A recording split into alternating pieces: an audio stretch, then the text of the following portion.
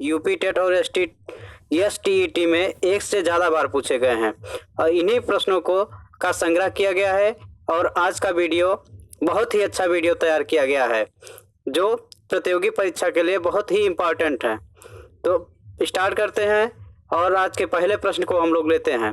तो चलिए ध्यान से देखिए इन प्रश्नों को और सॉल्व करते हैं इसको। चूने का पत्थर कौन सी सेल है, आप लोगों को बताना है। बहुत ही अच्छा प्रश्न है। ए परिवर्तित, बी आग्नेय, सी अवसादी, डी ज्वालामुखी। तो आपका राइट आंसर होगा सी अवसादी सेल जो होती है चूने का पत्थर, इसी का उदाहरण है अवसादी सेल का। अगला प्रश्न लेते हैं दोस्तों। जिन सेलों का निर्माण पिघले पदार्थों अर्थात लावा के जमने से होता है उन्हें कहते हैं अवसादी सेल कहते हैं, बी रूपांतरित सेल, सी आग्नेय सेल, डी ग्रेनाइट सेल। तो आपका राइट आंसर सी होगा। इसको आग्नेय सेल कहते हैं। जो जिन सेलों का निर्माण पिघले पदार्थों से होता है या लावा के जलने से होता है उन्हें आग्नेय सेल कहते हैं। इंपॉर्टेंट क्वेश्चन है, लर्न रखिएगा। स्थल मंडल की सबसे निचली परत को क्या कहा जाता है? जो स्थल मंडल आपकी है तो इसको ध्यान से देखिएगा। आप लोग पढ़े होंगे 4 होती हैं, उसमें कौन कौन सी होती है? ए सीमा, बी सियाल, सी निफे, डी मैंटल। तो आपका राइट आंसर हो जाएगा सी निफे। जो स्थल मंडल है इसकी निचली परत जो होती है उसको निफे कहते हैं। 4 परतें होती हैं इसमें। वायुमंडल की किस परत में विद्युत आवेशित कण पाए जाते हैं?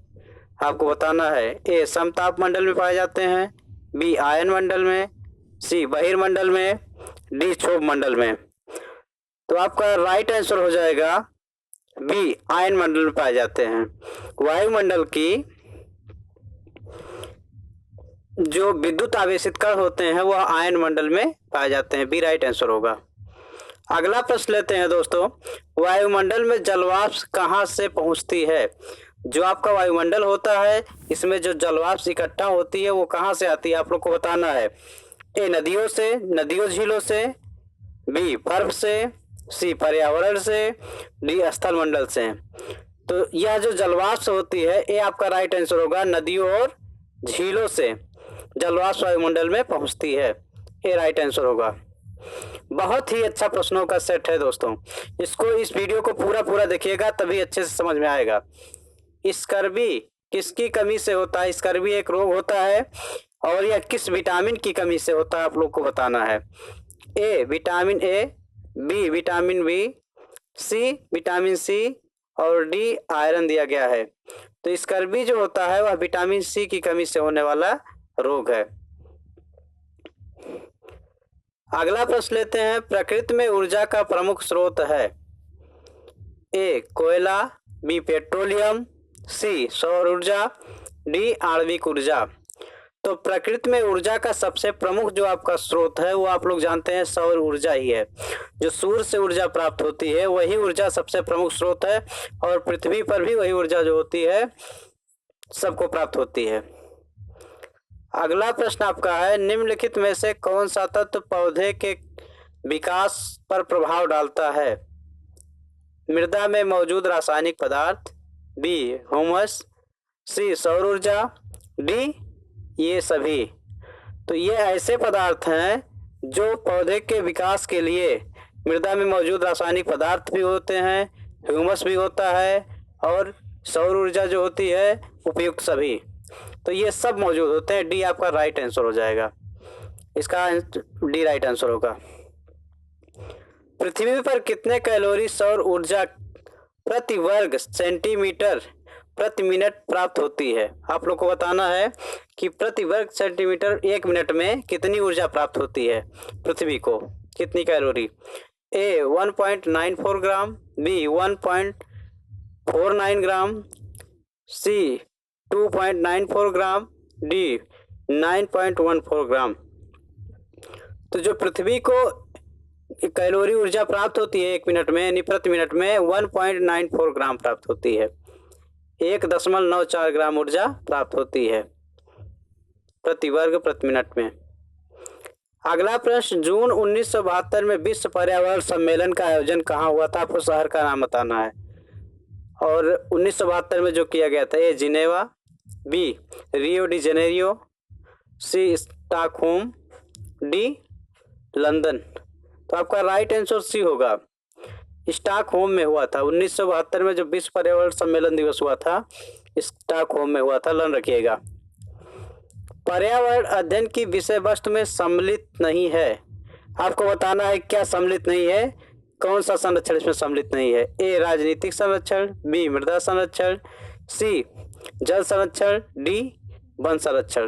तो आप लोग वैसे ही जान रहे होंगे, राजनीतिक संरक्षण यह पर्यावरण अध्ययन की विषय वस्तु से संबंधित नहीं है, क्योंकि राजनीति अलग चीज है, संरक्षण अलग चीज है, बाकी सब सम्मिलित हैं। मृदा संरक्षण, जल संरक्षण और वन संरक्षण ये सब संबंधित हैं। स्टार्च एक प्रकार का डैश डैश है, क्या है आपको बताना है। कार्बोहाइड्रेट है, वसा है, उसके बाद प्रोटीन है, डी विटामिन है। आपका राइट आंसर है कार्बोहाइड्रेट है, स्टार्च। इसमें कार्बोहाइड्रेट पाया जाता है। टंसले एक जाने माने डैश डैश हैं, कौन है आपको बताना है। पारिस्थितिकविद हैं, बी भूविज्ञानी है, सी जीव भूगोलवेत्ता हैं, सी प्राणी वैज्ञानिक हैं। तो आपका राइट आंसर होगा 1, ये पारिस्थितिकविद हैं। टंसले एक जाने माने पारिस्थितिकविद हैं, इसको लन रखिएगा। पर्यावरण अध्ययन की प्रकृति है कैसी है, आप लोगों को बताना है। एकल अनुशासनिक, बी द्वि अनुशासनिक, सी संकुचित, डी बहु अनुशासनिक। तो आपका राइट आंसर डी होगा, बहु अनुशासनिक है ये पर्यावरण के अध्ययन की जो प्रकृति है, डी राइट आंसर होगा।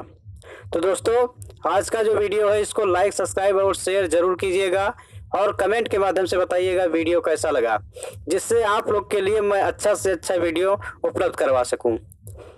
निम्नलिखित में से कौन सा जीवमंडल में शामिल है, आपको बताना है। ए पेड़ पौधे, बी जीव जंतु, सी मानव, डी पौधे, ये सभी।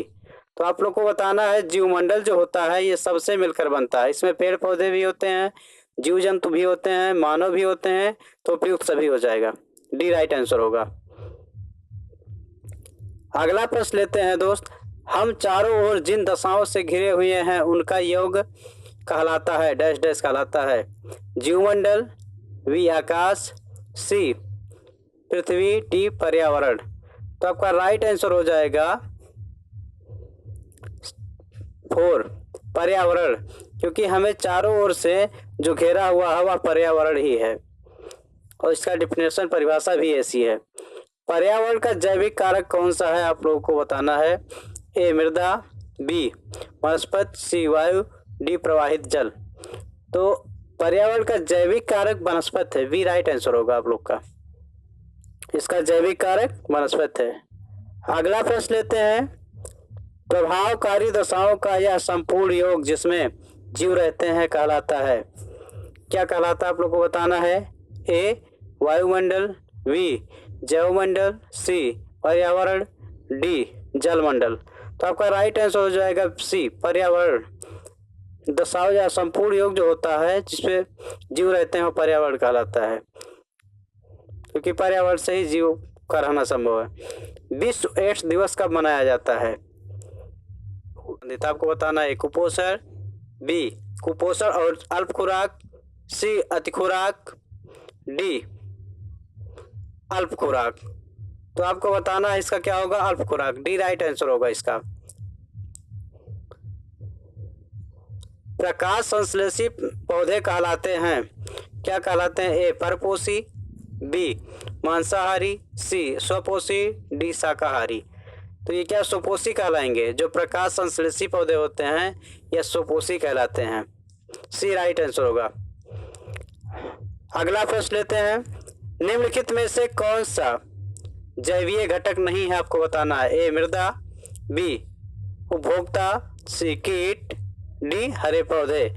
तो इसमें मृदा आपका जो है ए राइट आंसर होगा, जैवीय घटक नहीं है आपका, बहुत ध्यान से पढ़ करके आंसर देना है। पतझड़ वन पाए जाते हैं, कहाँ पाए जाते हैं आपको बताना है। उच्च तापीय क्षेत्र में जहाँ उच्च ताप होता है, निम्न तापीय क्षेत्र में जहाँ निम्न ताप होता है, मध्य तापीय क्षेत्र में जहाँ मध्य ताप होता है, और हैकिस्टोर्थम क्षेत्र में। तो आपको बताना है ये मध्य तापीय क्षेत्र में पाए जाते हैं। जहाँ दोनों तरह उच्च तापीय और निम्न तापीय क्षेत्र होता है उसे मध्य कहते हैं। उसी में सी राइट आंसर होगा उसका। पारिस्थितिक इकोलॉजी शब्द का प्रयोग सर्वप्रथम किस वैज्ञानिक ने किया था? Hans Reiter, E J Kormondy, Ernst Haeckel, Charles Elton. तो बी इसका राइट आंसर होगा। ईजे कोमांडी ने किया था। इकोलॉजी पारिस्थितिक तंत्र शब्द का प्रयोग। पारिस्थितिकी प्रकृति की संरचना व कार्य का अध्ययन है। यह कथन निम्नलिखित में से किस वैज्ञानिक का है? E P Odum, B Charles Elton, C A P Warming, D Ernst Haeckel. तो फर्स्ट इसका होगा ईपी ओडम का है ये पारिस्थितिक प्रकृति की संरचना का अध्ययन। पृथ्वी का कितने प्रतिशत भाग जल से घिरा है आपको बताना है। ए 29, बी 71, डी 69, सी 69, डी 50%। बी इसका राइट आंसर होगा 71%। जिसे कहा जाता है 1/3 भाग जल से घिरा हुआ है। वायुमंडल की वह परत जहां तापमान प्रायः एक समान रहता है कहते हैं उसे क्या कहते हैं? क्षोभ मंडल, समताप मंडल, आयन मंडल, क्षोभ सीमा। तो आपका राइट आंसर भी होगा क्योंकि प्रश्न से ही क्लियर हो जा रहा है। एक समान तापमान यानी समताप मंडल में पाया जाता है जहां तापमान समान रहता है, एक समान रहता है। समताप मंडल की मोटाई कितनी है आप लोग को बताना है, किलोमीटर में बताना है। 50 से 55 किलोमीटर, बी 40 से 45 किलोमीटर, सी 30 से 35 किलोमीटर, डी 25 से 30 किलोमीटर। तो सी इसका हो जाएगा 30 से 35 किलोमीटर इसकी मोटाई है समताप मंडल की। अगला प्रश्न आपका, वायुमंडल की कौन सी गैस सूर्य की पराबैंगनी किरणों को सोखती है या रक्षा करती है? A oxygen, B ozone, C neon, D hydrogen. तो आपका राइट आंसर भी होगा ओजोन, राइट आंसर होगा। यही सूर्य की पराबैंगनी यानी अल्ट्रावायलेट किरणों से हमारी रक्षा करती है। पर्यावरण के प्रमुख कारकों में निम्न में कौन सा कारक सम्मिलित है? ए जलवायु, बी भौगोलिक स्थिति, सी वनस्पति, डी उपयुक्त सभी। तो आपका राइट आंसर होगा उपयुक्त सभी। तो दोस्तों ये पर्यावरण के 30 प्रश्न थे जिनको आप लोगों को सॉल्व करवाया गया। तो मेरे चैनल को वीडियो को लाइक करिएगा और मेरे चैनल को सब्सक्राइब करिएगा ज़्यादा से ज़्यादा संख्या में, जिससे हमें सपोर्ट मिल सके। और इस वीडियो को शेयर कीजिएगा अपने दोस्तों को और कमेंट के माध्यम से बताइएगा वीडियो कैसा